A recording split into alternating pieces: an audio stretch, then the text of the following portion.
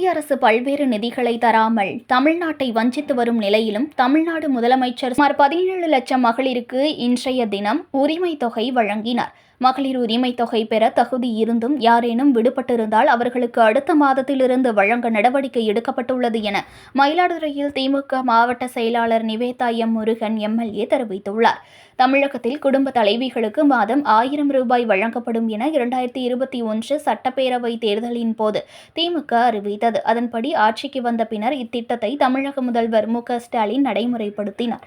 இதற்காக 1.63 கோடி பெண்கள் விண்ணப்பித்திருந்த நிலையில் அவர்களில் 1.06 லட்சம் பயனாளிகள் தேர்வு செய்யப்பட்டு இத்திட்டத்திற்கு கலைஞர் மகளிர் உரிமை தொகை என பெயர் சூட்டப்பட்டு வழங்கப்பட்டது. பின்னர் இத்திட்டத்தில் விடுபட்டவர்களுக்கு மீண்டும் வாய்ப்பு அளிக்கப்பட்டது. அதன்படி சுமார் 1.14 கோடி பெண்களுக்கு மகளிர் உரிமை தொகை அவர்களின் வங்கிக் கணக்கில் வரவு வைக்கப்பட்டு வருகிறது. இத்திட்டத்தில் மேலும் சில தளர்வுகளுடன் 2வது கட்ட விரிவாக்கத்தை முதலமைச்சர் மு.க.ஸ்டாலின் தொடங்கி வைத்தார். இந்த நிலையில் மயிலாடுதுறையில் மகளிர் உரிமை தொகை விரிவாக்க திட்ட நிகழ்ச்சியில் பங்கேற்ற திமுக மாவட்ட செயலாளர் நிவேதா எம் முருகன் எம்எல்ஏ கூறியதாவது: இந்தியாவிலேயே மகளிருக்கு உரிமை தொகை வழங்கும் திட்டம் தமிழ்நாட்டில் திமுக ஆட்சியில்தான் தொடங்கப்பட்டது. இதுவரை தமிழ்நாட்டில் 1,13,75,492 பெண்களுக்கு மகளிர் உரிமை தொகையாக 30,838 கோடி ரூபாய் வழங்கப்பட்டுள்ளது. இதன் மூலம் ஒவ்வொரு மகளிரின் வங்கிக் கணக்கிலும் 26,000 ரூபாய் செலுத்தப்பட்டுள்ளது. இன்றைய சூழலில் மத்திய அரசு பல்வேறு நிதிகளை தராமல் தமிழ்நாட்டை வஞ்சித்து வரும் நிலையிலும் தமிழ்நாடு முதலமைச்சர் சுமார் 17 லட்சம் மகளிருக்கு இன்றைய தினம் உரிமை தொகையை வழங்கினார். இதில் உரிமை தொகை வேண்டி விண்ணப்பித்த தகுதியுள்ள அனைவருக்கும் வழங்கப்படுகிறது. இதில் தகுதி இருந்தும் யாரேனும் விடுபட்டிருந்தால் அவர்களுக்கு அடுத்த மாதத்திலிருந்து வழங்க நடவடிக்கை எடுக்கப்படும் என முதல்வர் தெரிவித்துள்ளார். சிறப்பான இத்திட்டத்திற்கு வித்திட்ட முதலமைச்சர் பல்லாண்டு காலம் வாழ்க்கை என வாழ்த்துவதுடன் அவர் மேலும் பல்வேறு திட்டங்களை கொண்டு வர வேண்டும் என விரும்புகிறோம். தமிழ்நாட்டு மக்களின் வளர்ச்சி, தமிழகத்தின் வளர்ச்சி அவர் கையில் தான் உள்ளது என்று தெரிவித்துள்ளார். வணக்கம். தமிழ்நாட்டின் முதல்வர், இந்தியாவிலேயே தன்னிகரில்லா முதலமைச்சர், நம்பர் 1 முதலமைச்சர்,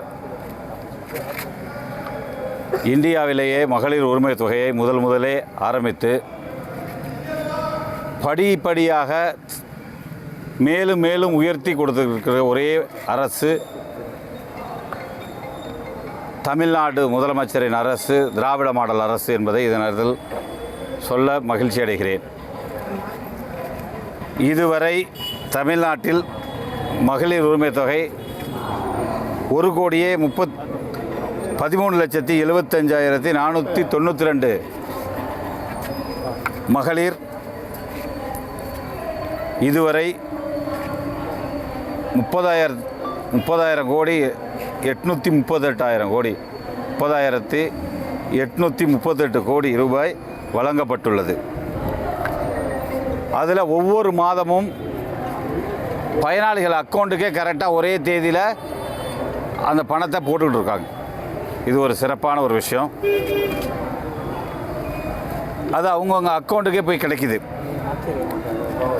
நம் தலைவர், திராவிட மாடல் நாயகர், தமிழ்நாட்டின் முதலமைச்சர் ஆக பதவியேற்ற போது கொரோனாவால் பாதிக்கப்பட்ட மக்களுக்கு கடந்த ஆட்சியில் இருந்த எடப்பாடி பழனிசாமி அவர்கள், முதலமைச்சராக இருந்த எடப்பாடி பழனிசாமி அவர்கள் கொரோனா நிதி கொடுங்கன்னு சொன்னாங்க. அப்போ கொடுக்கல.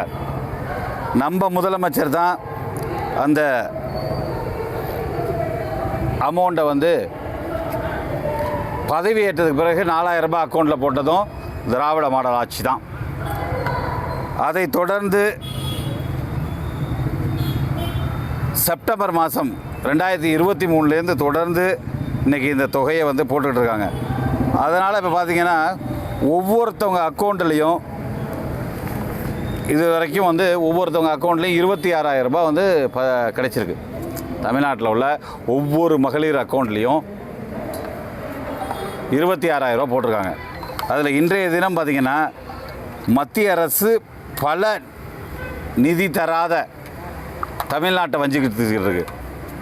பல கோணங்களில் எப்படியெல்லாம் தமிழ்நாட்டை இழிவுபடுத்தணும், கெடுக்கணும், இந்த ஆட்சி நல்லா போயிட்டுருக்கிற ஆட்சிக்கு ஏதாவது இடையூறாக இருக்கணுங்கிறத தினந்தோறும் திட்டமிட்டு ஆர்எஸ்எஸ் கொடுக்குற அஜெண்டா படி பாஜக அரசு தமிழ்நாட்டை மிக அதிகமான அளவில் வஞ்சிச்சுக்கிட்டு இருக்காங்க.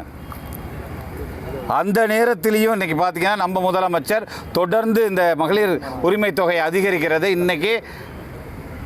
இன்றைய தினம் 12/12/2025 அன்று கிட்டத்தட்ட 17 லட்சம் பேருக்கு இன்றைக்கி கொடுக்குறாங்க, உயர்த்தி கொடுக்குறாங்க. அப்படி மொத்தமாக இன்றைக்கி கொடுக்குறதுக்கு அப்புறம் சேர்த்து 1,31,00,000 பேர் மகளிர் உரிமை தொகை இந்த ஆட்சியில் பெற போகிறாங்க. இது ஒரு மகிழ்ச்சியான ஒரு செய்தி.